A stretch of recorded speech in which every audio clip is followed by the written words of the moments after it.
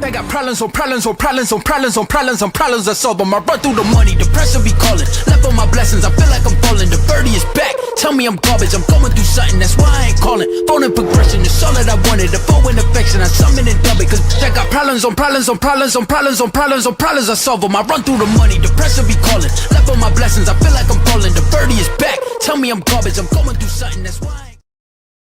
Yeah, we back. We back in the building early. You're listening to the Urban Sports Scene. I'm Wole, the homie Ray Jeezy's album. We still got a banger of a show, man. I got a homie on here. Guy I haven't spoken to in a long time, so I want to introduce him. Before I get into all that, I got to knock out some particulars. Hey, subscribe to our podcast on Spotify, Apple Podcasts, TuneIn, iHeartRadio, and other podcast platforms. Just search the Urban Sports Scene. You can also check us out on our website, which is urbansportscene.com. Make sure you subscribe to our Urban Sports Scene YouTube channel. Just hit that red subscribe button and also like this video.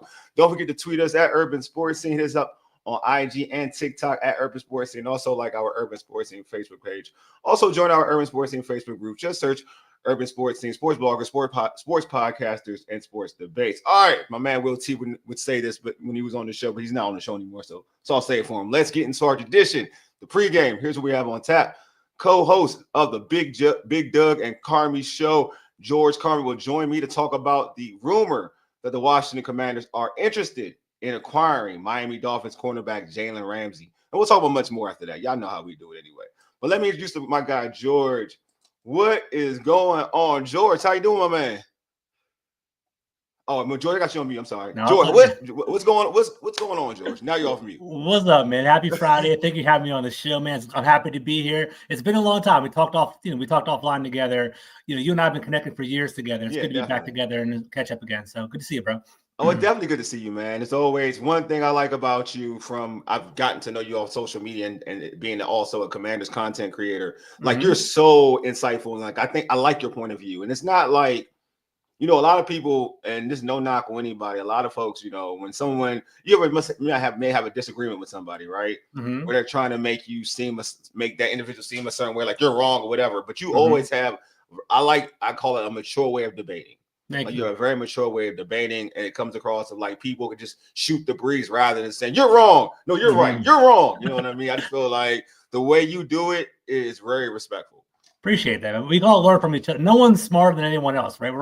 We all love this. We all have a passion for it. We all have our own perspective. And honestly, we can all learn from each other. So that's why I go that route with it. So thank you for that, man. I appreciate that. No, yeah, I noticed it. Believe me, I noticed it. And your stuff is intelligent. Like it's common sense and intelligent. So even if I disagree with you, I can go back and we hit a valid point. Like that does make sense. You know what I mean? So appreciate that, man. Thank you.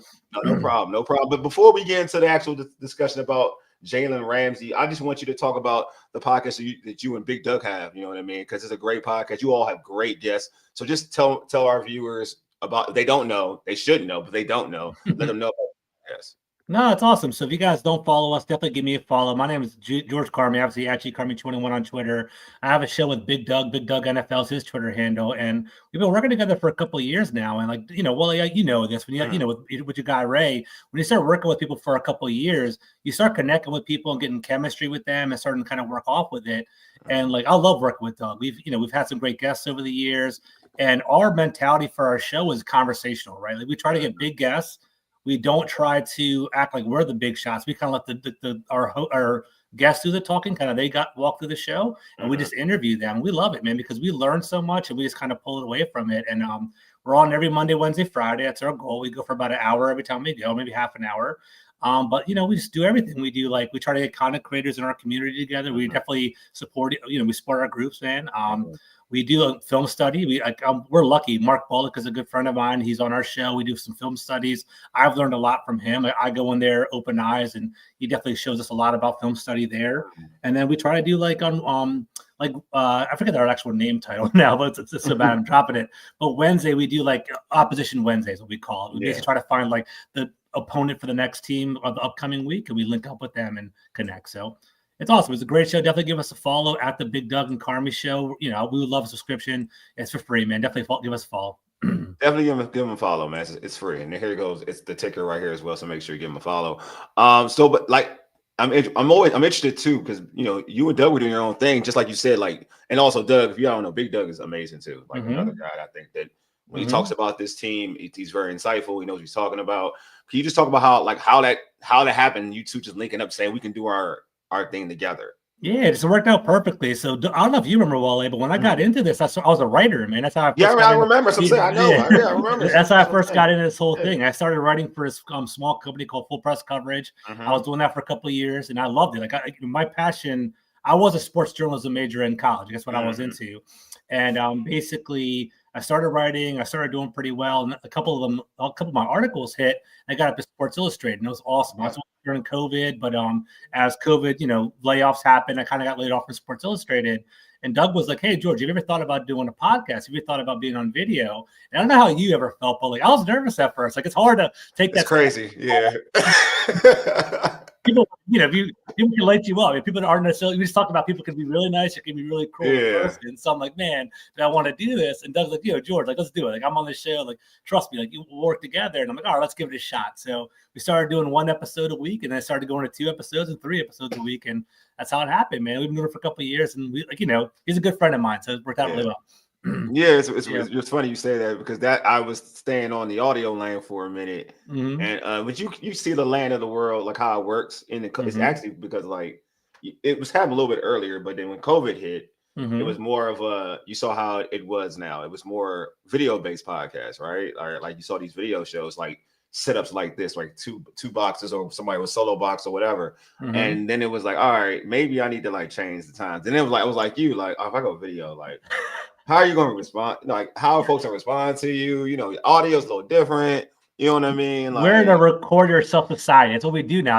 How many times you go on Twitter, go on X or Instagram, people are recording a concert or like a fight, or everyone's always recording something in this society, right? So like at the era that we live in, we all have to kind of, if you're interested in sports content, I recommend all you guys, even the fans that are watching, just make that jump and go for it. I got to do for it. Make that video, go for it. So I tell my friend, one of my friends all the time does, and I, every once in a while I cover like high school sports and or like high school, like AU basketball, stuff like that. And he's like, yeah, when are you gonna have me on as a guest?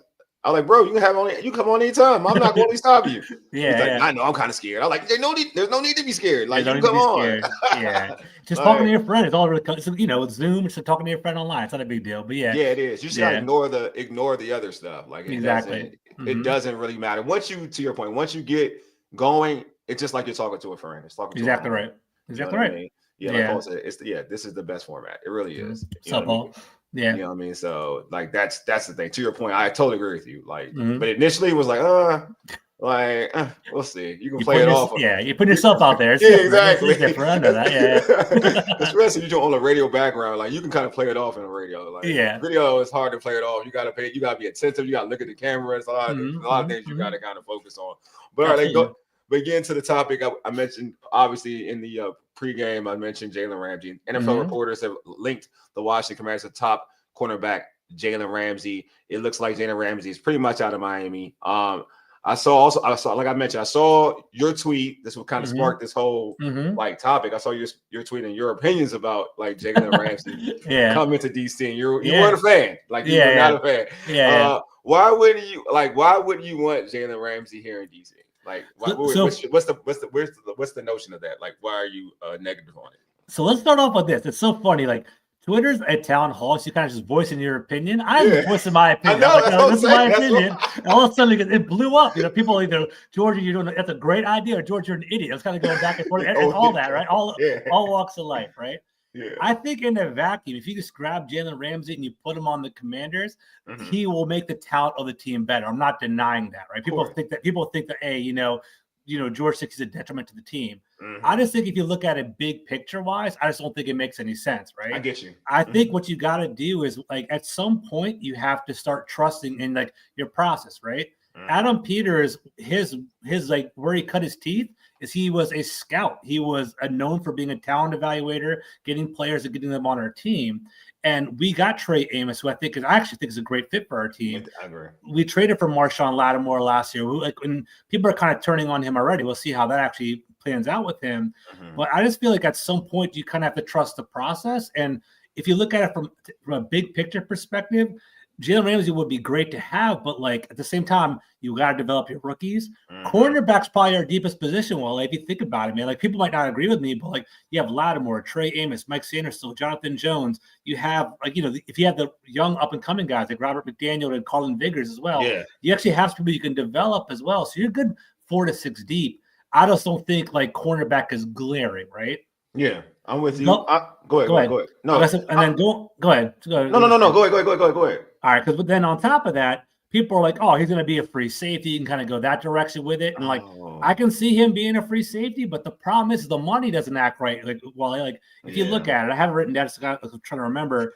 It's $16 million for this year. It goes to 25 in 2026, 27, 36. So he ends up being a $36 million man eventually. I mean, realistically, he probably won't get to that point. Yeah. But he's a $26 million guy. And if you look at the most expensive safeties in the league, Kirby Joseph, $21 million. Antoine Winfield, 21. Derwin James, 19. Yeah. Derwin James is ridiculous. I think Derwin is a great player. He's awesome player. 19 mil, and you're paying Jalen Ramsey, who like is truly a cornerback, 27. Like you're making him the highest paid safety in the league if you're going to go that direction with it. So just like financially, it doesn't make any sense to be that way. So like that's like. Yeah.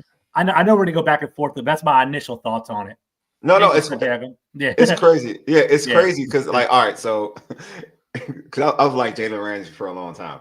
Yeah. Well, since college, I liked him in Florida State. Yeah. But I didn't think he was going to play. So when I didn't think about safety. I'm surprised the fans threw that out there. Okay. So that's a funny thing. So when he came out of Florida State, I thought he was going to be a safety. Mm-hmm. Yeah, he was all over the place. He was all over the place. Yeah. I actually like next Sean Taylor. That was like my mindset, like the next Sean Taylor.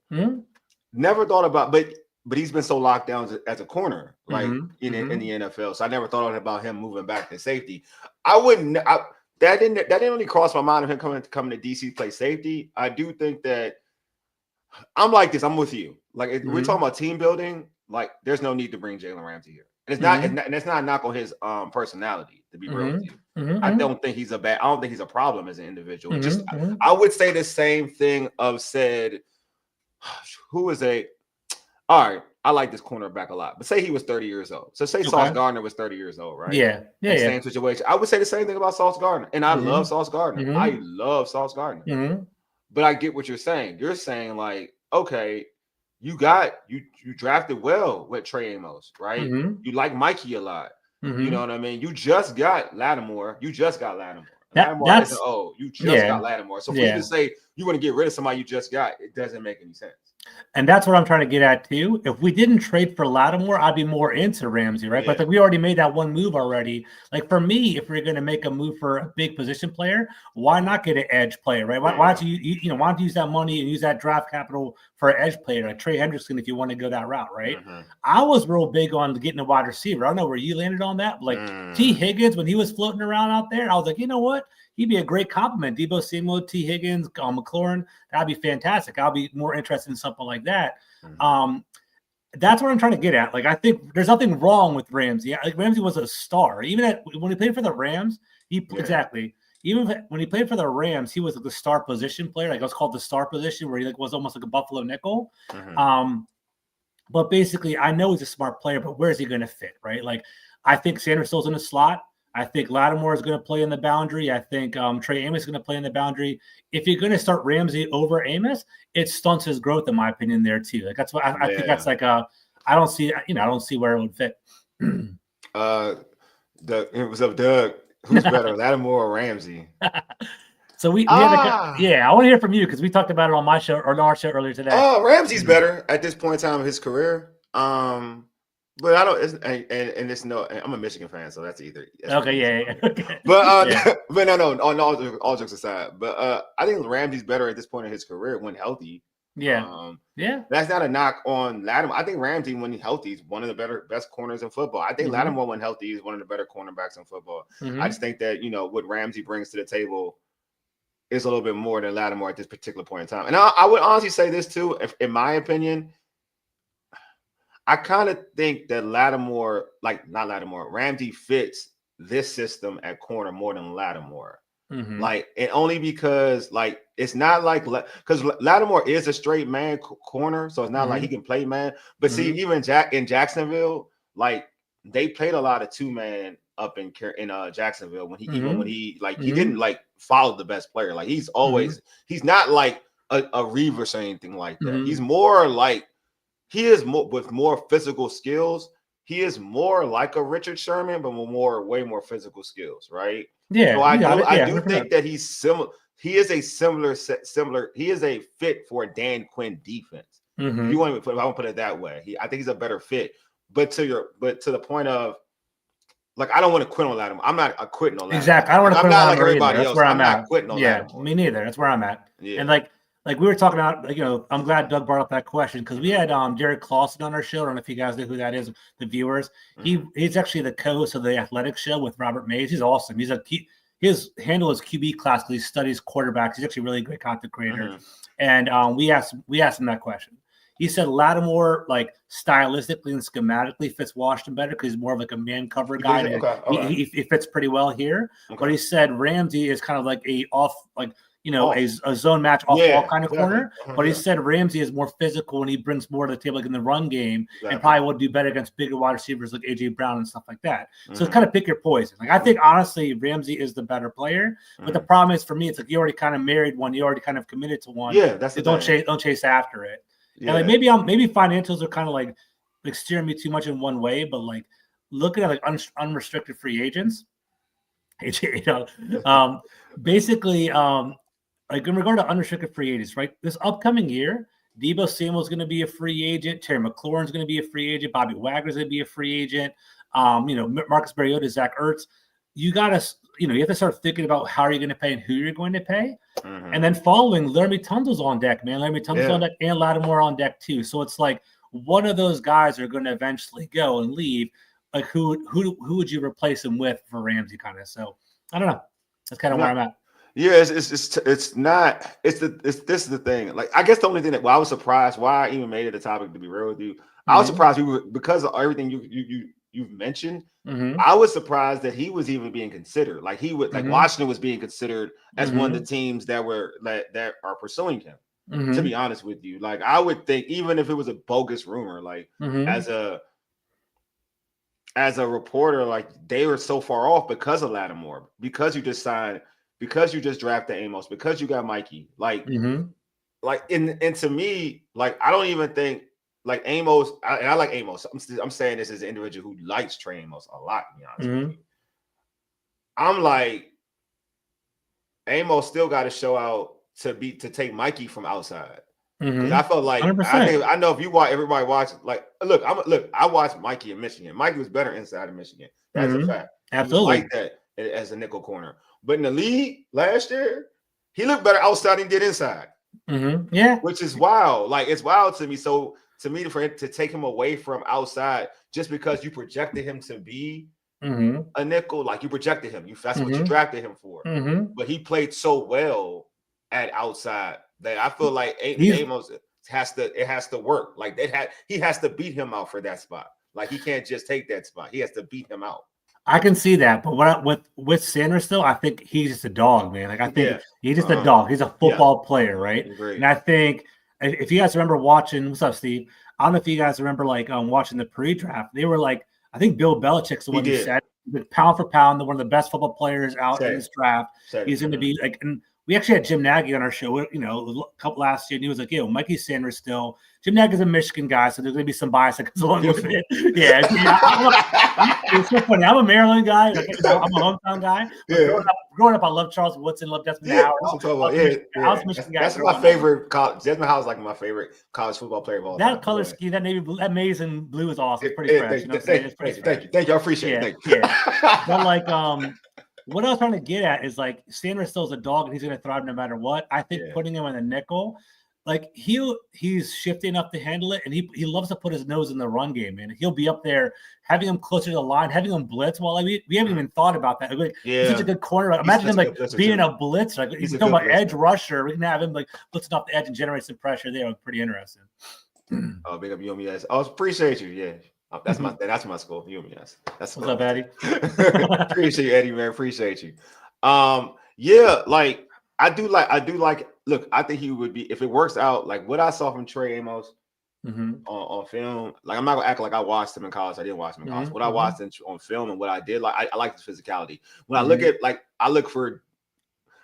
We all watched football for a while, and we've seen Dan Quinn coach. You know, because of this defense, Joe Witt's the coach, is the defensive coordinator, but we know that since Dan Quinn's the head coach, we all automatically assume that it's taking the face of what we've seen him do in the past, either in Seattle, in Atlanta, in Dallas, and he's always had a particular kind of corner that he's kind of favored, and Amos does fit the bill. Like I'm not going to even sit here and act like he fits the bill more than anything.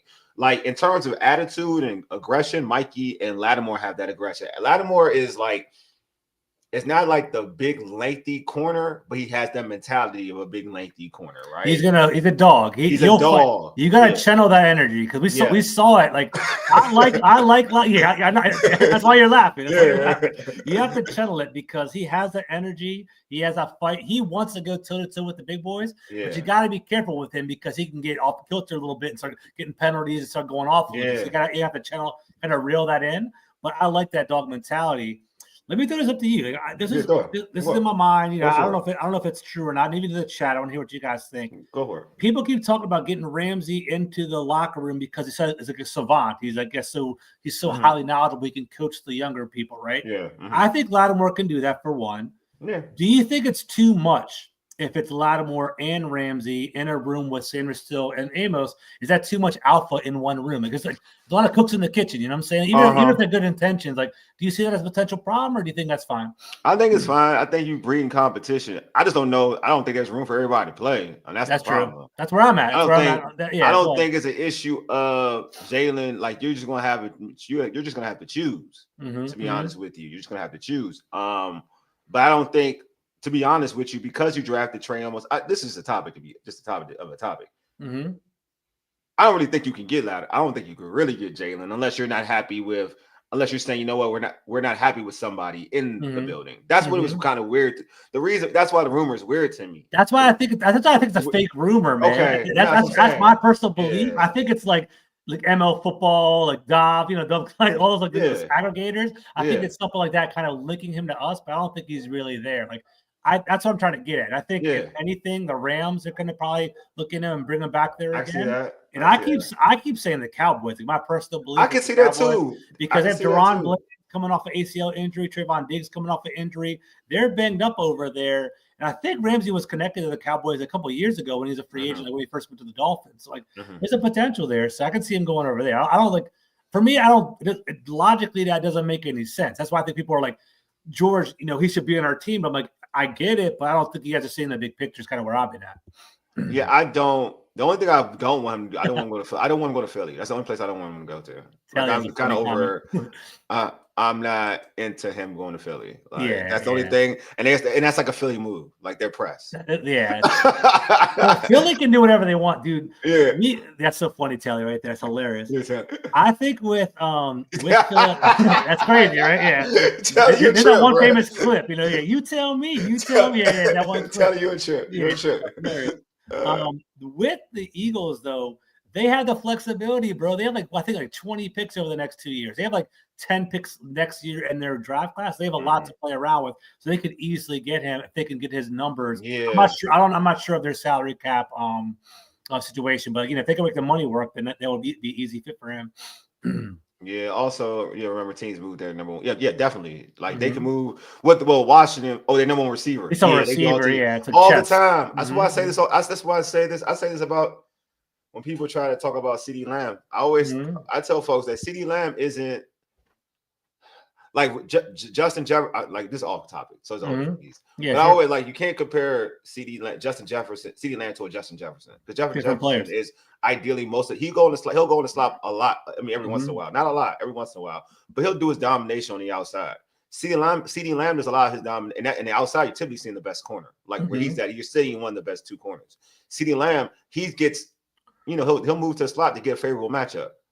So. Like when I tell folks who's some of the best wide receivers, I don't ever put CeeDee Lamb on my thorough list because Dallas schemes him away for him to get the mismatches. He's a lot of targets his way. Yeah. Mm-hmm. Wow, people like Justin Jefferson, Chase, Jamar Chase is a dog. I love the Chase. dudes like that, like they're not schemed. Like it don't matter. Yeah, it doesn't matter. It don't matter. They're always open. They're always open. Yeah, it always don't open. matter. Yeah, With CeeDee Lamb, you're not like, for instance, you're not saying CeeDee Lamb go 1-on-1 against Sauce. Yeah, we're gonna go with that matchup. Yeah, somebody like Jamar Chase or Justin Jefferson or there's probably another one like Tyreek Hill. You're saying, hey, go beat that dude. I don't care. Beat that dude. Sadie gonna have to help out. We ain't worried about like 1-on-1. They ain't checking you. And one thing I'll say, I think Eddie brought up a good point. He talked about moving the number 1 wide receiver to the slot. At the same note, the slot, you talked about Mikey Sanders, so he's such a good player on the boundary. You should leave him out there. At the same note, Wale, I think the slot, the nickel cornerback, that's the hardest position on the defense. By far it is because you don't have the sidelines to protect you. You're sitting there on an island. You got to be lateral. You got to be flexible and athletic in regard to that. So like moving him isn't an insult. Like it's actually like he can handle it. The kind of thing. The way I look at it, Mikey Sanders, put him in the slot. You can cover anybody in any different direction. You can even blitz him, which I think is pretty exciting, in my opinion. Yeah, I had one of my friends who played in the league. And he used to play. He played outside. He played inside. And he said it all the time. He said when he had to check Wes Welker, like he said the slot. He said the nickel corner is the hardest one because when you're playing when you're playing the slot, you got to deal with like option choice. You got option routes all the time, and it's like you don't know. You don't know. Like that's more because you've been groomed. Or this is the route. Like as a defensive player, this is a route. They're gonna do this route, like because you know routes, like that's what it is. When you do an option route, like that's an option route. Like you're supposed to break off here. The route that you know is meant to be broken off here, but it's an option route. You can just freestyle and go the other way. So like it's the toughest. It's wide open space. Wide open space. You got to react to wide open space. So yeah. So I totally agree. Like so, your Mikey, which makes Mikey good is that he was able to do that well in college, and you would only imagine he'll be okay in the league. It was amazing to me last year where I thought that would be easy for Mikey, and then he was better off outside where he had to play. There was a game against the Eagles. I guess that a Thursday night game. Was that the Thursday night game where he would check?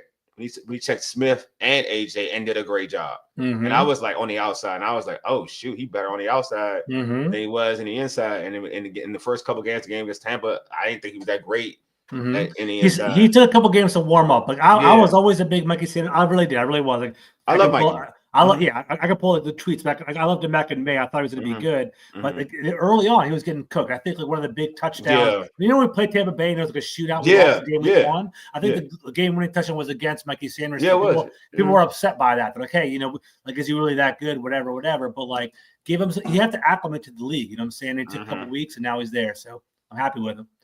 Go ahead. Paul got a question for. I'm gonna let you answer questions. So, what safety position when Ramsey plays? Strong safety or free safety? I think he probably plays strong safety, but because I think the reason why is he's a little bit bigger and he can like provide some help in the run support, right? And like I said before, when he was on the Rams, played the star position, which was kind of like a Buffalo nickel. You kind of like it's almost like a weak side linebacker. You kind of like float around by the middle portion of the field. Like he's that good. It's almost like a zone basketball. Like being like a big being in the middle, he could do that. Quan Martin's good as a free safety, and like Will Harris, Will Harris, we'll see. I think Will Harris and Jonathan Jones, they're going to be like high floor players and smart, like cerebral players. Okay. I'm curious what they're going to be. Like I see you smile. I don't know like how you feel. I wanted Jeremy Chin back. I don't know how he's working. Yeah, me too. Here he goes. Me too. Over Will Harris. I'll say this. I had this discussion with Lake, and because Lake tells me like Lake would always. I love Lake. Lake is great. Lake is great. Yeah. Lake would tell me how the staff likes Percy Butler. Like, and I always I try to pay attention to everything. Like when some of the supporters tell you, and he'll say like they like Percy Butler. Yeah. And I'm like, and then I looked at I was like, I'm not gonna lie, I don't like Percy Butler that much. Okay. I mean, I don't have nothing against him personally. I'm just saying, like I see the physical tools, but I feel like he gets lost in the sauce sometimes out of coverage. But he always gets. Even though what I view and I see he still gets a lot of playing time. I thought Defoe was better than Percy. That's a whole different So, but when they signed Will Harris and I saw the contract, I was like, hold up, that contract ain't like thorough starting contract. That's I not a agree with starter's you. contract. 100%. That's a competition contract. Like, I that's agree. how I look at it. That's like an Andrew Wiley equivalent. You know what I'm saying? Like, he could start, but someone else would take his spot, kind of thing. Like, so when people pencil him in, I'm like, I don't think he penciled in. Yeah. I think he has to compete for that job. I think it's the job is there for him to have if he plays well, right? But I think if Percy comes in there and he knows the system and they love him and he plays well in camp and shows them, because he has physical tools. Percy Butler has a lot of physical tools. He likes to hit and all that stuff, right? He runs about 4.3. If he goes in camp and shows them what they want to see, I can see Will Harris not being the starter. I think we'll see what happens. I think it's competition, right? I think whatever we even saw with Connerly. I'm sure you heard that over OTA. They have what's his name? They have a reserve player starting over him in training camp right now because they want to make him earn your role. Yeah. I think Will Harris will probably get the first dibs on it because he's a veteran and so forth. But so Tyler Owens, people are kind of sleeping on him. I love him too. They like him. He's a big boy, man. He's a big guy. Him. So they might actually put him, and he might take over the strong safety spot. They might share that rep. It might be Percy Butler. They got Dom Hampton as well. They've got them. They got Cam Madrano as well. They have a lot of things to play with. So they have a good point. I think Will Harris will eventually. I think he'll probably roll out week 1. But I would be interested in Tyler Owens. I think he has an upside. He's a big boy. He's the one I want to start, though. Yeah, he's the one I want to start. Yeah. He's the one I want to start. I think that he does. They do love him a lot because even when I went to training camp to cover, they talked about him a lot. Like they like him a lot. And I do think he fits and even preseason, I thought he flashed in preseason when he played. I do think I like him a lot. I think I would like to see him get an opportunity. I'm just interested in seeing the Will Harris. I know like Ellison said here. He said Will Harris is chin maybe better. I don't know. See, this is the thing. I don't want to call all right, chin his best. Will Harris hasn't even reached that level yet. I think people are being hard on Chin. I think so too. People remember Chin from the playoffs and missing tackles against Saquon Barkley. Yeah. Well, who doesn't, by the way? Everyone misses tackles with Saquon Barkley. Yeah. Chin was a thumper. He was 6'2", 230 pounds. Everyone. The funny thing is, everyone. I don't know if you remember, during going to the draft. There was that free safety, Nick Emenwari from South Carolina. People were hyping him up. Yeah. His RAS score is toe-to-toe mirrors Chin. Exactly right. So it's they're oh, he's a physical freak. Emenwari is ridiculous, but he is Jeremy Chin. And Jeremy Chin, he started off the year kind of slow. Yeah. And he admitted it. He was dude, I'm just trying to learn a scheme. And once he started learning the scheme, he started to become a thumper. He I think he had a pick and a fumble recovery one game and a sack. He was actually doing pretty good. And I'm sure you hear some inside stuff, Wole. Me and Doug, we were hearing from people that were pretty legit. They were Jeremy Chin's a lock. They're he's coming back next year. People were saying he's coming back, and all of a sudden he didn't. So I think last minute something fell through. I think they were intending him to come. They thought he was coming back. Yeah, that's what I think happened. Yeah, they thought he was coming back. Then they gave him off. Yeah. They gave him an offer that he liked a little bit more. Yeah. It was to have him back. They thought it was going to be a slam dunk to have him back. Yeah. That's what it was. I agree. But it was what it was. I mean, I'm like you. When it started with Jeremy Chin, I was I mean, it is what it is. I was he ain't that great. But then he started to me. He got on a little run. I thought which I guess. You know what? I think fans forget. We don't normally see it, but he was covering tight ends well. Tight ends weren't killing us. Yeah. He was good to me. I think that was he the playmaking free safety that we've kind of aspired to have since we lost Sean Taylor? No, he wasn't. I don't. Yeah, I wouldn't go that route with it. Everybody he was a solid player. He's a solid He was player. A headhunter. He would hit people. He bring some thump to him. But we haven't had a dynamic safety in a long time. I'm trying to think of the last time we had one that was getting picks and flipping the field. It's maybe Swearinger. People get mad. Swearinger, that's the best one. Sorry, maybe since him. I'm trying to think of another free safety or somebody that made a big difference. That's been a while. Yeah, Swearinger, LaRon was just a thumper. Yeah, Swearinger would get picks. Every occasionally get picks. That's about it. They really haven't had a safety that was getting was a turnover magnet. You know what I mean? So it's people have been looking for that type of safety, and we really haven't had it. But in terms of guarding his position in terms of tight ends, guarding tight ends, I thought he was great. But let me put it at like there's flaws in his coverage. I'm not gonna say they're like he was he was great in coverage, but he made plays. I mean, if you look at we lost Cam Curl, and everybody thought then how we gonna let Cam Curl go? And to me, like Jeremy Chin was just as good. I agree. And I love Cam Curl. It was just I thought Cam Curl played very well. I thought the fact that he didn't create turnovers was like kind of a blemish on his record. Exactly. And you can't pay someone big money if they're not flipping the field like that. So I wasn't upset with him walking.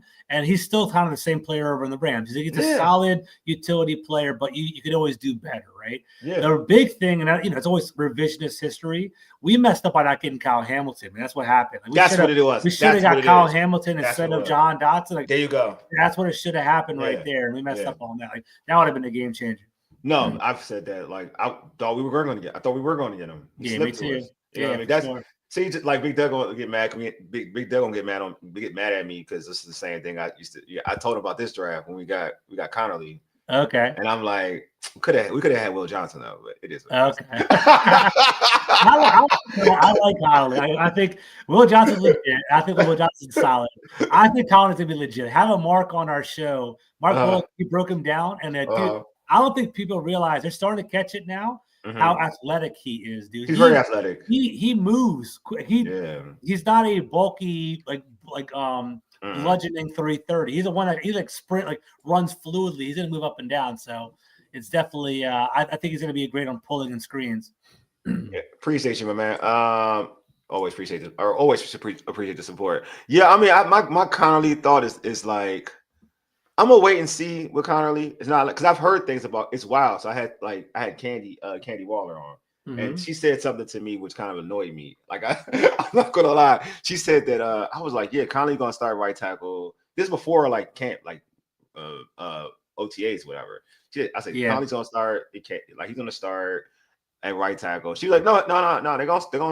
They're gonna start. She was like, they're gonna know that the plans to start Wiley and. No, to compete Wiley and Coleman at right tackle. And then Connerly, they said that's the plan initially to start. I said, whatever about Connerly? What do you mean? She was like, no, they're going to try out. I was like, well, he's going to play some. Like she said, like what Coach told us, Connerly may start at guard. He can be right tackle, but he can do both. That's the only he can do both. That was the thought process, the talk. I was like, no, he better be right tackle. For the first round, he better be right tackle. He better be right tackle. Like and this is my Michigan pettiness. I ain't losing out on Will Johnson for him to play guard. I'm sorry. Absolutely. I think he will play tackle, but I can see what the coaches are thinking. Like I'm telling you all, he's athletic as hell. And I can see him being like. He's the kind of if he played guard, he would be awesome at that as well. Yeah, I think he would because he's good at getting to the second level. He's like he'll hit at the defensive tackle, get up to the linebacker, block a safety, and really open up the holes. He has the ability to do that.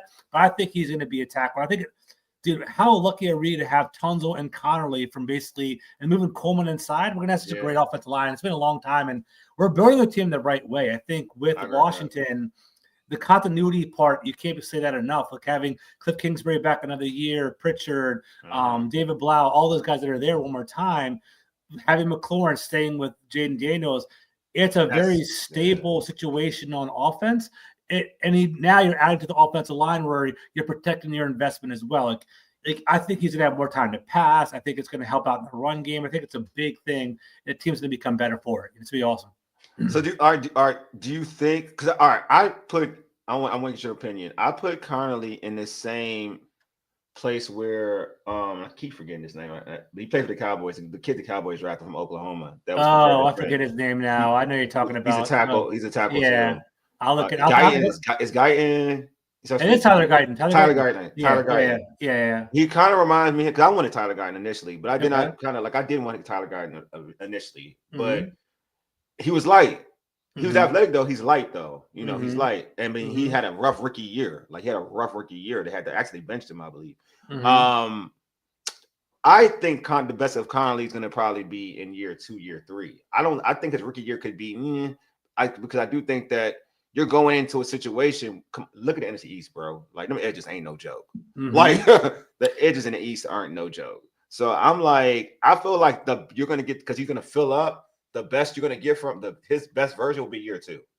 I can see where you're coming from. I think he is going to fill out naturally. He's 21, right? Yeah, I think exactly. even Jaden Daniels 24. You don't really Exactly. fill out to like 28, 29 anyway. Agreed. You know what I'm saying? Agreed. So he's going to keep filling out. So he's going to get better in year 2 and year 3. I agree with that. Mm-hmm. It depends on if he plays solidly. I think it's kind of a hot take. I think he can become a Pro Bowl player this year. I'm being serious with that. Because if you think about it, like Washington, if Washington is like an 11-win team, a 10-win team, and gets to the playoffs, something like that, they're going to flash the light on the offense. And like, the rising tide raises all ships. I don't know if you ever heard that before. Mm-hmm. It's like, if Jaden Daniels is so good, they're going to start throwing Pro Bowls our way. Tunsil's going to get one. McLaurin's going to get one. I think maybe Samuel, but I think Connolly can become a Pro Bowler in year 1. I think it's not far-fetched to me. I think it can happen, man. I like that thought process. Like, you're right though. It happened for Terry, it happened for players last year. So you're right. Yeah, I do think that if you're on the Nationals, if you're on TV, 8 games or whatever it is, they're going to see him. They're going to love you. They're going to hype him up, and it's going to be. It might not be 100% warranted, but he'll get that love. If that makes any sense. See, like T's having a good question. Like this is like if we get Ramsey, what happens to Amos? Like that's the thing. Like that's the whole crux of my argument. That's the whole thing. I've been arguing the whole time. That's what people. Yeah. It's funny because people are like, I got some like very positive comments. I got some very negative comments. Like, George, you don't know ball. Like, they're going at me. And I'm like, dude, like, it's all about development. If you trust Trey Amos, put him in there. And Amos is a good fit. Like, we did film study with him on my show as well. He's awesome. Like, he plays zone match in man match like we did last year. What Trey Amos does, and you guys will see when he starts getting more game time, if they play him the same way in college, is he plays off the ball. He basically has proximity to the cornerback, but he always has his eye on the. He's like playing zone, but basically giving some some space, right? That's what Deron Bland did. That's what Trayvon Diggs is. You basically give him that gap, and you are athletic enough to jump it and to get the interceptions. That's how they should play him. And I think they will play him next year. No, I think he's a perfect fit. I mean, and all transparency, I was ready to hate on the kid because I was still mad about Will Johnson. I was very mad about Will Johnson. It took me a while to kind of get over it. And then what are your thoughts on that? Were you worried about the knee? Were you worried about not at all? They do that with everybody. Yeah. But this is my argument when people use that. We got blessed in that same situation. People forget. They said the same thing about Jonathan Allen. That's true. Yeah. And we got blessed. And real talk, like those chronic injuries that are like arthritis or whatever. Yeah. Realistically, all you need is 5. You get to your first contract. That's all the work. Yeah, all you need is your first contract. Yeah. Like that's all. That other stuff doesn't even matter. Like in his position, you're not looking for. All right, think for instance, how old is Ramsey right now? I think he's 30, turning 31. I believe. Exactly. Look at him. And now he's about to move like another. Look, that's what I'm saying. Like all you gotta do is get to 30. They don't expect you to look as good as Patrick Peterson was. Like you just gotta get there, and then all of a sudden you're past your prime or whatever. That's what that's a lifespan of a corner. It's not as long. It's not like a quarterback. We're not talking, or even a receiver, to be honest with you. And even the receiver lifespan isn't as far. You know what I mean? Yeah. What Terry's getting is like pretty much. That's why I'm not mad at Terry. Let's go this direction. Let's go this direction. Like it's good. I want the chat to hear about it too. Yeah. Terry's 30, turning 31. Yeah, like he's done everything the right way, right? Yeah. Is he worth $30 million to you, Wole? Is he someone you automatically extend? I think you give him 30 for 3 years. Okay. Yeah, I can see that. Like, cause you gotta do it. You gotta do it the right way. Like you gotta do it where you're gonna get paid. You're gonna get as a team what you're gonna get out of it, and him as a player. Because it's gonna be his last big deal. You got to do what's right for him. He got to do what's right for him too, though. You know what I mean? Sometimes money isn't the most important thing, right? Like, it might be like you might be like. I'm not saying he doesn't deserve it, right? Yeah, 32.5. But it's like I'm not saying he doesn't deserve it. I think Terry definitely deserves it. Yeah. The thing is this, though, like is it wise to pay a $30 million wide receiver? That's a good point. Has he put in the work to earn it? Absolutely. Is he a model citizen? Does he do things the right way? Is he a culture setter if you pay him? Sure. I don't I'm one that doesn't believe in the salary cap. I think if there's it's moldable and you can play around with it. I agree with you. Totally. You know what I'm saying? Like there's there is a salary cap, but you can always figure a way out of it, Yeah. right? And I think just paying him for being a good soldier, basically, it sets the whole team up, and like it's an exemplar. Hey, if I do things the right way, I'm gonna get paid here. I think it's important to do that. And also, the most important thing, just like you drafted this year, the most important thing is Jaden Daniels, and you got to go into year 2. You're better with Terry McLaurin on your team for him. You know what I mean? Like, you don't want him to struggle with like new pieces and trying to figure things out. You want to put him in the best situation to be successful. And he had success with Terry McLaurin. So, you know, we all talk about this as Redskins Commanders fans growing up. All we want is continuity, right? Absolutely. And so if you can bring him back with this quarterback who's ascending, you know what I mean? And you want to keep that pattern going. Then you got to bring him back. Like that's my thing. Like I wouldn't say like something stupid like a 6-year deal, but it would definitely be something like 30 for like maybe 30 for 3 years or something like that. I'm not mad at 32.5 for 3 years because that alone lets you know, all right, it's maxed out. Like that's 33 is pretty much what you're going to get. And to be honest with you, if I'm the team want to save myself, I get an option where it doesn't hurt me if I wanted to cut him within that process. What I was going to say, though, and people, I want people to think about this too. He has 1 year remaining on this current season. What you could do is with contracts, you can give him a 3-year extension, which makes the deal 4 years. And what you could do is take the guaranteed money and split it off over 4 years, as opposed to 3, if that makes any sense. That right? makes sense. So let's say it's like, hey, I'm going to really hook up. I'm just throwing numbers out. I'm going to make it easier to divide in my head while I'm doing this live on a show. But let's say we're going to give him $80 million guarantee, which is a lot of money, right? Yeah. If you do that over 4 years, that's $20 million per year. It doesn't necessarily kill you with the salary cap. And if it's $60 million, it's even less than that. Like $60 million is what, $15 million per year, which is nothing, right? Like giving Terry McLaurin $60 million guaranteed, which is $15 million against the cap, and maybe giving him like a $4 million salary bonus. It's like he still gets the money that he wants, but in terms of the salary cap hit, it's like 19, 20. It actually works. It's not a killer for you, if that makes any sense. It makes a lot of sense. I think that's my thing is, to your point, like something you stated, I totally agree with you. Like you can manipulate the salary cap. Like absolutely.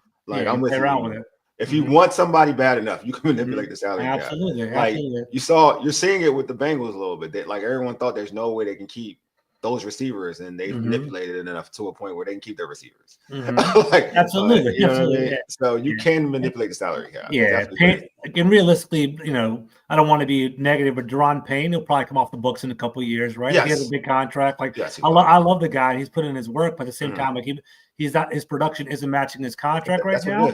And then basically, if you let him go, that's an extra like $20 million you can play around with, and you can always draft a defensive tackle later. Like what I like about Peter so far is he's constantly stocking the shelves, right? Like he has Lattimore, but then he added Amos, right? He has Payne, he added Johnny Newton right below. Like he's kind of he has tons where he put Connolly underneath. Like he's getting the really important positions. He's like he has like foresight down the future, and it's building things up, which is pretty nice. Like the only thing we need more probably growth would probably be linebacker, right? We have Wagner, we have McGee, kind of like they like McGee. They like McGee a lot. Yeah, like McGee. So like something like that. But like maybe safety we need to develop more. But like you gotta give Peters props, man. He came in with Rivera's roster, which was really rough, man. He basically like had to build this thing in a year and a half. You know what I'm saying? Yeah. This is like we haven't even started year 2 yet, believe it or not. It's crazy, right?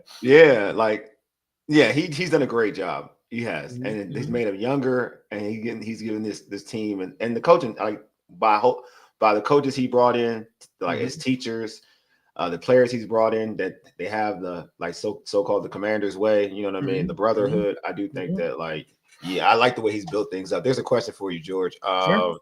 Paul said, George, how do you feel about our running back room? I like it. It could always be better. That's one thing I'll say is this. One thing I'll say is this, right?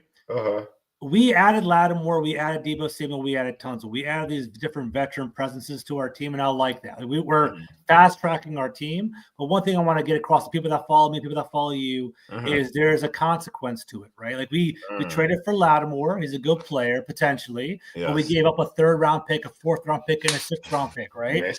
This was a deep running back class. We could have got a Travion Henderson or a Quinton Junkins or I liked I like the guy from Tennessee. I forget his name now. I'll slip him on. Oh, you like the fast kid? I know you're talking about. Yeah, he was legit too. I wanted him potentially. I forget his name now. Oh yeah, I did a whole thing on him. Paul.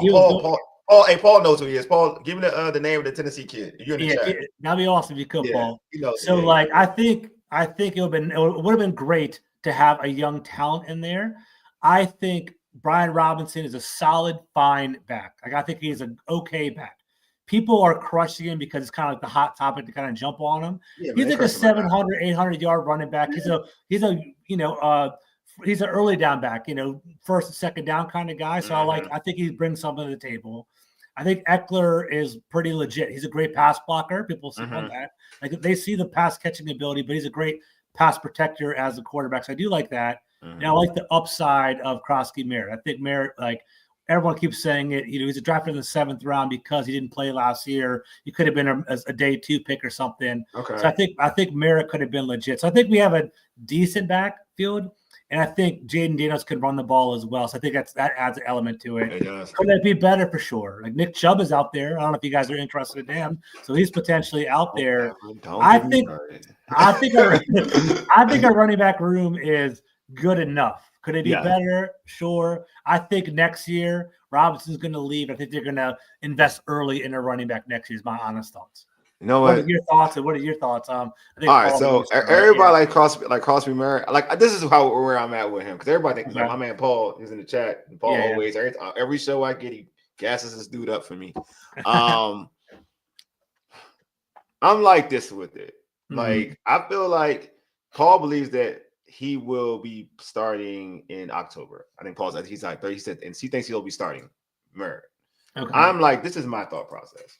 Not 32 starting October. That's funny. October, but this is my thought process. He doesn't, like, if he plays, it's going to be because of Brian Robinson and Austin Eckler. What I mean by that, they're not affected. Dylan Sampson, that's the kids. There you go. Exactly. Thank you, Austin. Appreciate that. Yeah. Yeah. That means those two backs weren't effective. I agree with that. That's the only way he plays. Look, I'm no knock on him or whatever. At the end of the day, you're still a 7th rounder. I don't care if your situation had dictate whatever. You're a 7th rounder. They're not gonna say this 7th rounder. This ain't the Denver Broncos. This ain't Mike Shanahan's zone where they plug anybody in. This is different. This ain't system kind of thing. Yeah, it ain't that type of situation. Yeah. The only way he becomes the starter is if they're not effective. I agree with that. That means that, you know what I mean? Period. That's not.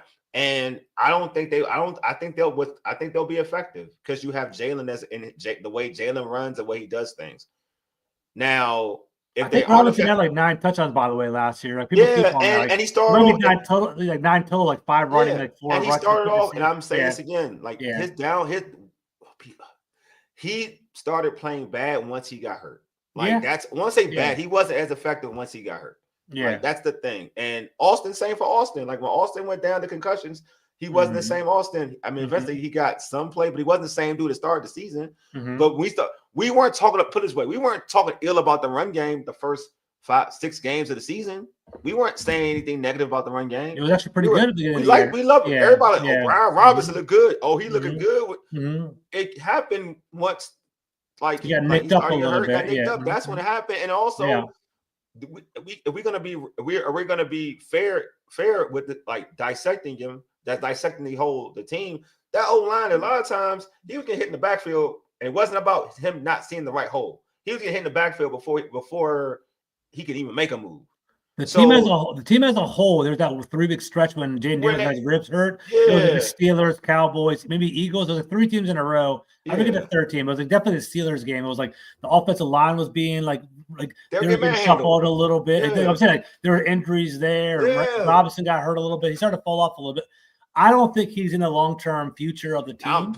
But I agree with you. I think he's going to get the first dibs on the team. Like, he's going to get first dibs, and if he doesn't play well, Krosky Merritt's going to start stepping up. Yes. Yeah. But if Krosky Merritt blows it out of the water, I don't think the team's going to be scared to let him play. That's a great problem to have. If Krosky Merritt's like crushing it in camp and he's that dude, and then basically that's awesome. But I don't see that happening. That's just hard. And regardless of what people want to, it sucks. I'm gonna say this. There is some politics in for sure. Don't think like, because at the end of the day, if he was that gifted, even because he killed in I guess with Senior Bowl, he killed in the Senior Bowl. It was the East West Shrine Bowl. He killed him. Yeah, right. Yeah. If he was that to what everybody's trying to make him out, what everybody's saying he is, I'm not saying trying to make what a lot of people are saying he is. Yeah, he still wouldn't have went in the 7th round. Yeah. Like, no, I mean, you know what I mean? Even though running backs are the value, like he still wouldn't win in the 7th round. What I like about him is he has a different running style than Brian Robinson. Agreed. Like he literally, like when you watch, I watched some cross scheme marriage. I did some film work with him. He has like lateral movements. He has jump steps, and he shot like he does that. We haven't had a running back with like loose hips in a long time. Eckler has it, but Eckler's like also 31, and he has like, picked up a little bit, stuff like that. But like cross scheme Merritt has he has the ability. So if there isn't anything if there isn't a clear-cut hole, he can generate on his own. While Brian Robinson, I don't think has that. I think Brian Robinson, if there is a hole, he can fall forward. He can make people miss and go that direction. I think Cross Game Era can loosen it up a little bit. And a dream scenario, what I want to happen is I think Robinson will get the first dibs, but I think the coaching staff is smart enough. It's okay, different packages for cross game merit, different setups. They kind of do different things, and they ride the hot hand. Like if Robinson's getting 7-8 carries and having like 2 yards per carry, cross game merit's hitting these home runs, leave him and play the hot hand. I'd rather have it that way. Keep them all fresh. Why not? Yeah, I like that. I definitely like that. I'm with that too. I would prefer that too, but I just don't. Like, I don't want people to think that he's going to be the guy that gets like 20 carries off the rip. Like, he's not going to be that person. Mike has a question for you. He says, is the defensive middle on the line solid with our nose tackle, and will he get more time than Payne? I guess he's talking about what's it, Bowman or something? No. Are we talking about Kinlaw? Is that he's talking about? There's a guy from like the Falcons that came over like a really big. I don't know if he's talking about. Oh yeah, they did. That nose tackle guy. Yeah. You know, talking about that. I forget. He's a rotational guy. Yeah, rotational. Yeah, I think. No, I think Deron Payne's going to be the. I think Deron Payne's going to get a lot of playing time. I think Giant Newton, man, we got to watch him kind of rise to the occasion, get him some playing time too. Kinlaw can play on the interior. Kinlaw money makes it seem like Kinlaw money is right? Yeah. I think the one nice thing about like getting Kinlaw and getting Wise is they're actually like they're stout run defenders, and they can basically they can go. It's very flexible. The defensive line is now movable, and they can basically kind of be flexible there. I think Payne. I think everybody's rooting for Payne, and they want him to do better. But let me see this one. I'm going to pull it up right now while we're talking. Yeah, I want to find that nose tackle that I'm referring to. I forget his name now. It's that huge guy from the Falcons. He played for the Bears. Eddie Goldman's his name. It was I got it right. Eddie Goldman. Yeah. So Eddie Goldman is like an oversized, like he's like pot roast. Remember that guy we had Terrence Knight a couple years ago? Yeah. He's a big body guy. He's a big body guy like that. 332, 6'3". They might put him in certain positions, like stop the tush push and stuff like that. They might put him in like that. But like that's interesting to me. If you get Eddie Goldman, you put him at the zero tech and put him right in the center, and then you put like Deron Payne and Giant Newton on the side like that. That's a pretty formidable offensive line, right? They didn't put Kinlaw, as a big defensive end over there. Yeah. Wise, I think they have some flexibility there. So the D line, like the team might not be super elite, like we have like blue chip players, but it's pretty layered in regard to like what we can do, flexibility that way. I want to see how it works. I've had this, and there's another question that one of our viewers has for you too. Okay. But I'm gonna wait and see with the D line. You know what I mean? Because I could make the argument they're not better than they were last year, and that says a lot. I can make that argument. Yeah, okay. I can make that argument. I just want to see it because I think everything in terms of. You thought Fowler was a big enough loss or something? I thought Fowler. No, I don't care about Fowler. Okay. But that's just bad. It's they didn't address the end. I can make it. I can make that argument. It didn't bother me. Fowler was gone because I thought he couldn't stop the run, and I just felt like schematically, with his skill set, schematically, it worked out for him here in DC. I think that. Like you're losing, regardless of what people felt about Jonathan Allen, you're losing a all-pro D tackle, caliber D tackle for a guy that in Kinlaw, who, truth be told, is an underachiever because he's supposed to be way better than what he was when he got drafted. He was supposed to be, absolutely. Supposed to be one of those dudes. Now when we look at his physical tools, right? And for what this team needs to stop the run. That's the thought process, to stop the run. We saw what happened in Philadelphia throughout the whole season. But we didn't really get like you can't make the argument. You can't like put like we're saying player for player because that's how we're gonna do it in terms of like the simplistic way of doing it. Kinlaw ain't better than Jonathan Allen. Yeah. You know what I mean? Yeah. Simplistic, like at the edge. He's cheaper than Jonathan Allen. But he's not better. Yeah, you know I agree. I agree. You know what I'm saying? So on the edge, like we don't have a guy. We didn't get a guy who's a 10 sack guy to replace Fowler. Or and I'm not saying this next guy. I'm not saying Baptiste or whoever anybody feels that's going to be playing defensive end won't be better than Fowler. But I'm just saying off of just like the simplistic format, being simplistic in the matter. Yeah, we can say like, all right, yeah, we really did. You didn't replace the 10 sack dude. You know what I mean? So I can make the argument like this. We don't know if the D line is going to be better than it was last year. Like that's yeah. So I go in that thought process.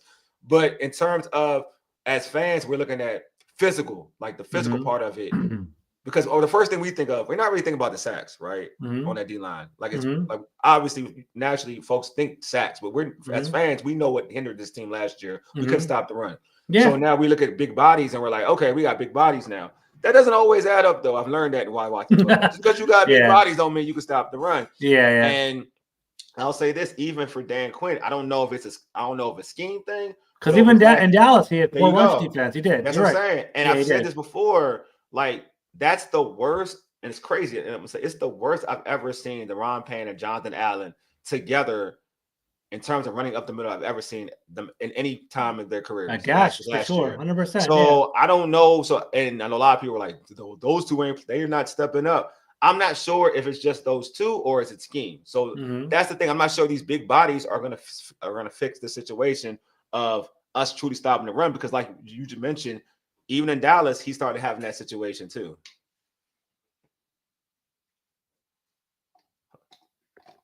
Oh, did I lose? Oh, maybe I did lose in the weather. Am I still alive? Let's see. I'm still alive.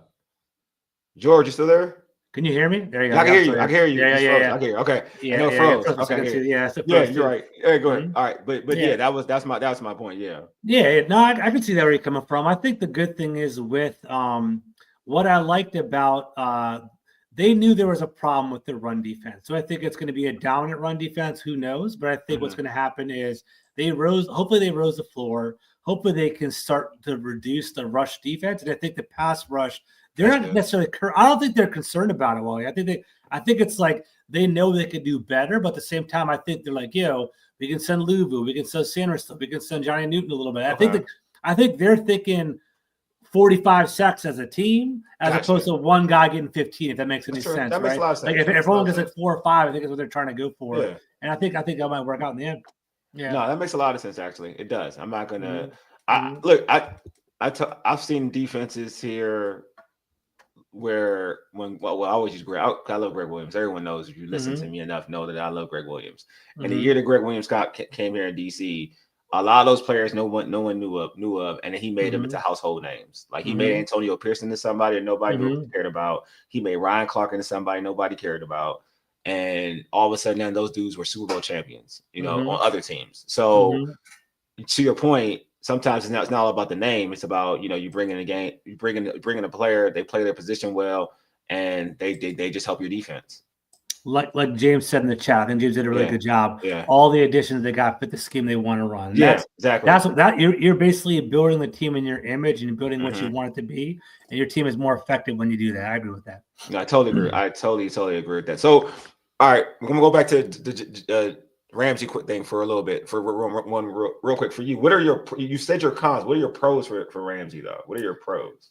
I think the pros for Ramsey is that he has size. Okay. I think he can match up against like the AJ Browns of the world. We're going to be playing against some pretty good quarterbacks this year, so maybe it is good to have a coverage cornerback in that regard.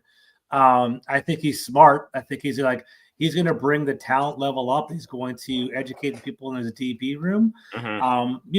He's been a Pro Bowler. He's been an All-Pro. Like I think I was looking at it Wole. I think you can still I think for the past 5 or 6 years, I don't have it right in front of me, but he's been in the Pro Bowl since 2019 to now. Crazy. It's been 5 or 6 years. He hasn't fallen off, so he's definitely still a good player. I just think the cost and I think the dynamic of our team doesn't necessarily match up. We already have a veteran corner. We already have a kind of an alpha dog, Marshawn Lattimore. If you wanted a Ramsey, you should have got him instead of Lattimore. Yeah, I agree with that. I do agree with that. It's kind of like that. Like, and then Amos is like, you draft drafted him to him. develop him. You know what I'm saying? Yeah. You don't want him taking spots from Sanders still. So like, it just seems like it's not. You know, just seems like it's not necessarily a great match. But let's say hypothetically he really is going to come to the Commanders. They can work out a deal where it's not going to kill the salary cap and it's not going to be like the most expensive thing. They can figure it out. They put him at safety, put him as like DB on our team. There's nothing wrong with that. I'm not opposed to it, but I just think like we have $21 million in our salary cap. We have to pay Terry McLaurin. You have to save a good $5-7 million in the piggy bank just in case people get injured during the year, so you can basically sign some vets. And the money always rolls over next year. Like money rolls. I'm sure you guys know all the fans. But if you basically take the money, like if there's $20 million left over, that's excess you can add to the salary cap next year. And like I said, next year is Laramie Tunzel. Next year is Deebo Samuel, Terry McLaurin, Bobby Wagner, Mariota, but also Tunzel, Payne, and Lattimore 2027. You don't want them.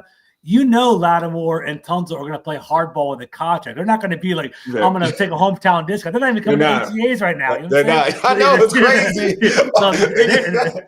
So they're going to be fighting for every single cent they got. So you kind of need some money to play around with. You know what I'm saying? So that's my opinion. Yeah. They better lock up Tunsil, like Lattimore, whatever. I like Lattimore too. And I'm saying this, and I actually do like Lattimore. So it's not like any shade.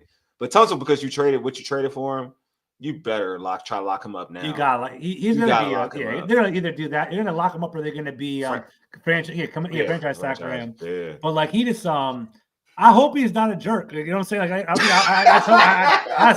I don't know. We don't know. Like people said, like he was a great player, not necessarily a team player in Houston. Yeah. We'll see what's up, man. We'll see what's going on. You know, but we'll see. If he's legit, though, if he's like a lockdown tackle, that's I expect to be a lockdown tackle. I expect that. That's pressure rate of like 3%. His stats are like pressure rate of like 3%. Bro, he's going to be. It's going to be what we're used to. That's why I tell it's going to be because we've been spoiled. Like as Redskins Commanders fans, if you watch this team over, even when we were bad, we've always typically had an all-world left tackle. Like all I'm 40, man. I'm 42 years old. That's how old I am, right? Yeah. My career is that we have great tackles, great tight ends, and a pretty good running back. That's always the Washington way. That's all we've ever had. We never have a really solid wide receiver. Our wide receiver is always like solid players. People love them, but they were never like we never had a Randy Moss here in DC. We never had anyone like that. It's always a solid tight end, 2 tackles, a good running back, and we always like pound the ball is always our big thing in DC. Growing up, we had the receiver core. For me, we had Clark and Monk back in the day. Clark, Monk, and Ricky Sanders, and they were. Santana Moss was good for a couple of years. Santana had a run. He had a run. Yeah, he had a run. I know you're talking about like in this run, but it's not the norm, though. You're right. And even Henry Eller, we got him old though. But it was Henry Eller, I remember that. I remember that. But even but to your point, though, you're right. But when you're talking about the best, we typically have like top 5-ish. Tackles. Like you can make the argument, like if Chris Samuels, Trent Williams, John Jansen. It is typically top of the line. Like top of the line. For like 20 years too. It was like 20 years. It was like I think it was like Joe Jacoby. It was like we had Jim Lachey, Jim Lachey, Terry McLaurin, Ray Brown. We had Ray Brown. We had dogs in tackle. Trent Williams going into Chris Samuels. We just had like it was wild. All the way around. I think Chris Samuels was first, and then Trent Williams. If I remember correct. That's how it was. It was good for a while. Really we've been dominant, man. We've been dominant. So I'm to the point, like he's gonna be fine. Like I know Tunsil's gonna be fine. Like Tunsil, that's what we're accustomed of having. So I'm cool with. So when I saw like the whole, I ain't gonna hold out. Didn't go to camp, whatever.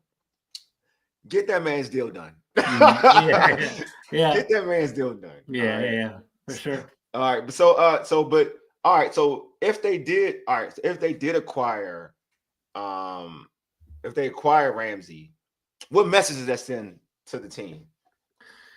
That's an interesting question, man. Like, I guess part of the message, looking at it from a positive light, is that we're trying to win a Super Bowl. It's like, we're pushing the chips in. We basically are going to, we're trying to do with the best team possible. We're going to start win now, right? Yeah. I think the other end of the spectrum is they might it shows you they don't have faith, right, in the quarterback or the safety, right? That's my thing. We just saw Amos just had an interception the other day in OTAs. His very first practice in DC. We're basically starting to starting to knock into that already. They're trying to figure him out. So I don't know. Yeah, that's where I'm at. I'm with you. All right. So Paul has a question. He says, Lane or Luke? Interesting. Okay, so in the slot position. So I'm not out on anybody yet. Someone was saying I'm not out on Lattimore. I'm not out on Lattimore. I think Lattimore has the opportunity to bounce back. Luke McCaffrey, I think he was a quarterback for a couple of years, and then he became a wide receiver. He's still developed. I'm not out on him yet. I ain't saying nothing. I see your problem. I feel you. I can feel it through the screen. I'm not done with him yet. I think he's going to be grinding this summer. I think his work ethic is going to be there. So I think he still has some potential. But I think Lane offers that explosiveness that Luke doesn't have. Yeah. Lane's going to dress on game days. Yeah. You only have a finite amount of roster space, right?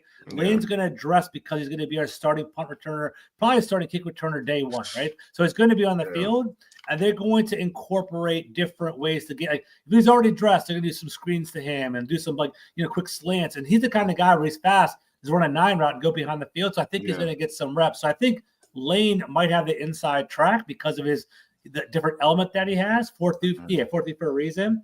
But I wouldn't count out Luke because I think what Luke does, they're different players, man. Luke blocks. Yeah, Luke blocks. He likes to I hate that though. You don't want a wide receiver that blocks. I know. It's like that.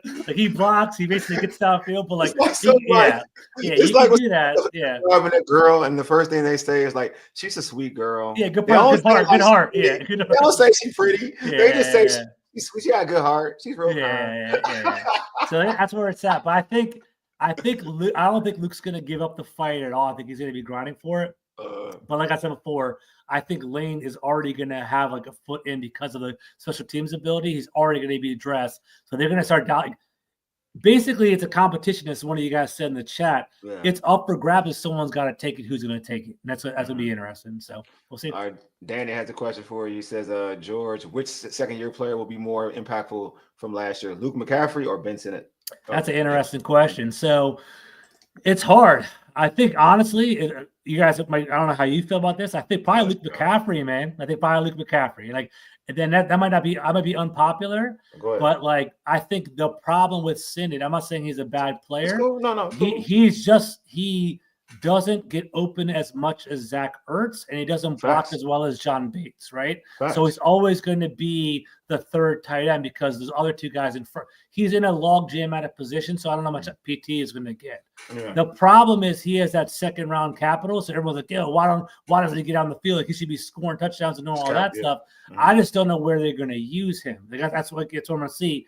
And then on top of that, another thing to have in the back of your mind is we played a lot of 12 personnel last year. For those of you that don't know what 12 personnel is one running back, 2 tight ends. Mm-hmm. We needed that to block because we needed to protect Jaden. Yeah. Now that we have Tunzel and potentially Coleman or Connolly, we don't necessarily have to have 2 tight ends anymore. We can kind of spread it out a little bit too. So maybe we won't even have 2 tight ends sets anymore. So I'm curious about that. So by default, I would go Luke McCaffrey, but I hope one of them pans out. We'll see. I mean, we'll see. And Ben Sinnott was more of a glorified fullback last year, to be honest with you. So, he was H-back. And he lost a lot of reps. If you actually look at his PFF stats, I think he 11, he'd have 11 snaps by the end of the season. It was barely anything. It might even been special teams, to be honest with you. It wasn't even a lot. Yeah, I have my comments. George, Paul has a question where he said, "What's the issue? What are the issues with Cole Turner?" I'm out on Cole Turner. I don't want to. I don't want to be mean to Cole Turner. Go ahead, go for it. I think he has the height. I think he has. I remember, I think it was Nevada where he went to school. He was playing with Carson. Nevada. It's Nevada. Yeah. He's that big body and he's a big body, but he just hasn't proven it, right? And I think I remember Logan Paulson did some great analysis. I'll listen to him. He was breaking down Cole Turner, and he was like, Cole Turner for the way he appears, you think he's going to be like a fluid, kind of like cross you up kind of guy. He has tight hips, doesn't get open that often, right? So Cole Turner, I think, doesn't really offer that upside. I think Cole Turner, like, he's hanging on by a string. I don't see Cole Turner really as an impactful player. I don't even know if he's going to make the roster this year, to be honest with you. He'll probably practice. He can be a practice squad. I hope he does. I like Cole Turner. The problem with Cole Turner is he can't block. I like Cole Turner. I do think that when he gets on the field, we saw when he got on the field, even with the enemy's offense. Yeah. Before he was making plays before he got hurt. Yeah. Before what's his name? Logan Thomas he was making plays. Logan Thomas went down. Yeah. Like he gets open. I do think he gets open. He's really when you throw the football. I feel confident in him catching the football.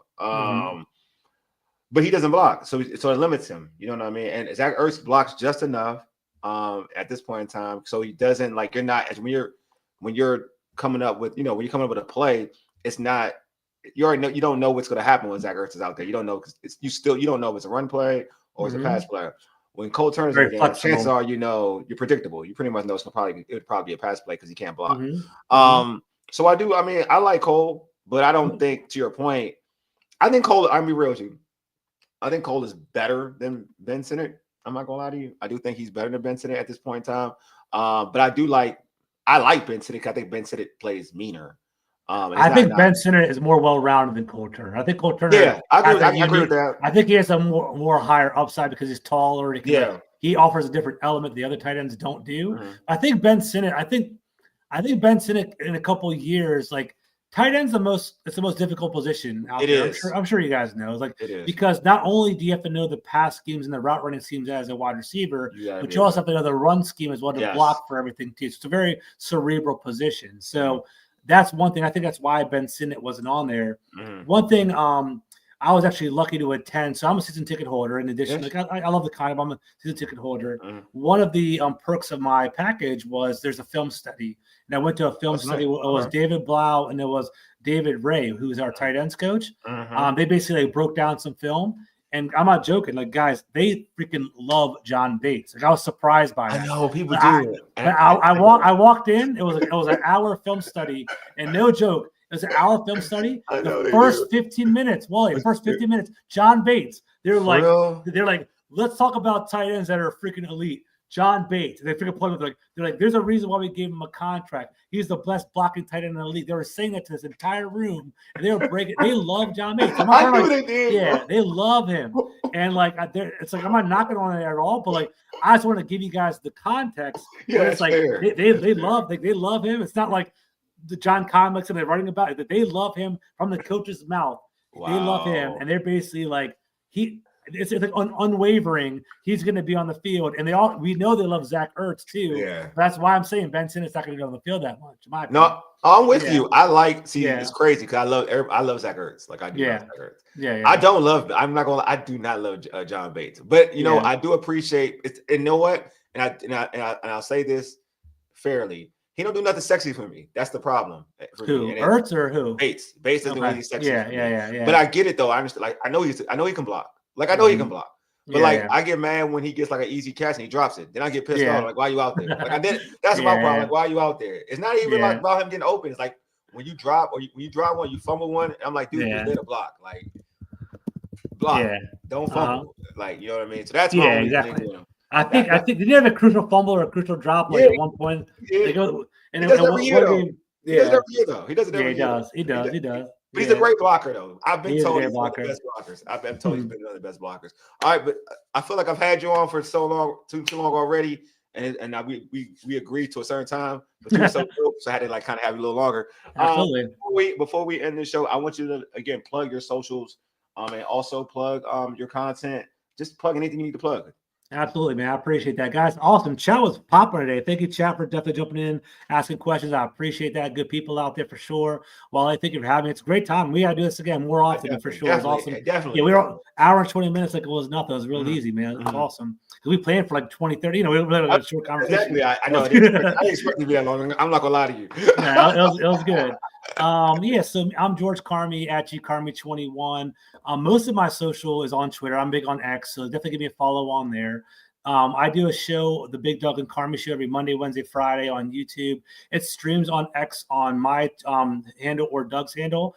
The biggest thing you guys can do to support us is to follow us on YouTube and to basically, comment there, just subscribe. It's free. We'd love to get more people on there. We're like 15 people away from 6,000. We would love to get a new benchmark of followers on YouTube. It'd be awesome, guys, if you want to jump on that. I know Doug's on he's on TikTok and he's on Snap, Instagram, something. So follow him over there. I try to keep it on X. I'm already too busy on X. I can't be doing all these other socials. I get too busy. That's how I am. So that's where I'm at over there. I try. I try to be on everything. It's hard. It's hard, difficult. We're growing. You and I are growing. We got other things to do. You know what I'm saying? We're busy all day. It is too hard. It's too hard. But anyway, appreciate you being on. Folks, I appreciate all y'all for tuning in. Anyway, you've been listening to the Urban Sports Scene for ages. Yidig deuces. We are out. Hold on. We supposed to be out. Peace.